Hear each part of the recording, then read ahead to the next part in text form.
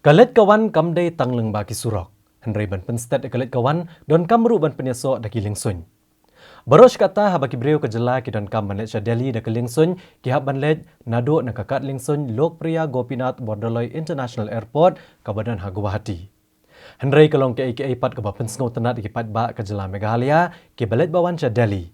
Ha ka ba menta kila ban syong da kaLliengsuin ban let bet Shillong-Delhi bat ban wan pai biang syagejela. Da kejing sedang Pynkamai kaLliengsuin ke Beningkong na Delhi Shillong bat na Shillong Delhi. Menteri Ketenat Transport kejela ba senyau balang dahar ha galak sengi ublei jong katayo ula play kejing sedang Pynkamai kaLliengsuin ke Beningkong na Delhi bet Shillong.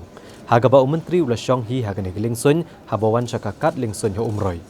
Ha kejing alang kabla penlong ha kene kaLliengsuin le don lang UMLA ke umroi uba George Bilingdo u Chief Secretary kejela UMS Rao u Commissioner bat Secretary Ketenat Transport uba MR Senrem ka Deputy Commissioner ke Distrik Ribhoi ikong RM Korba ki he jong ka kunhuan flyback bat kibe-kibe.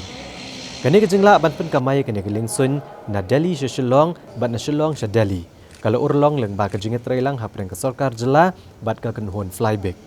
Habakrana kejing lang ba senyau balang dahar ulong ba kene kadai ke sengi kebelah tahu history.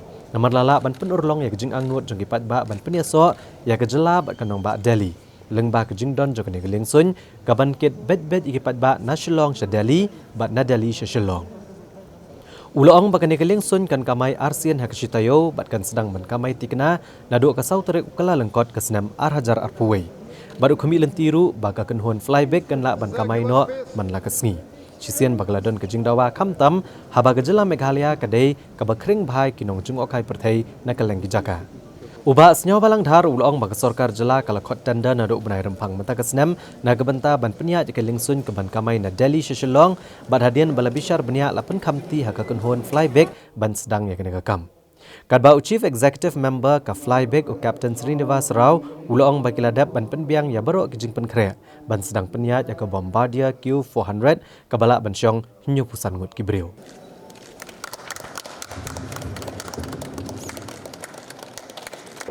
The aircraft that we have won't suffice, Q400, right?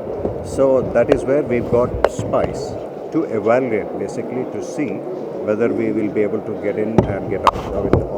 One thing was a tabletop assessment, and then other thing is actually the flight itself to see from a technical perspective, passenger perspective, how it will fare. And I think we're quite happy initial indications as to how the flight went.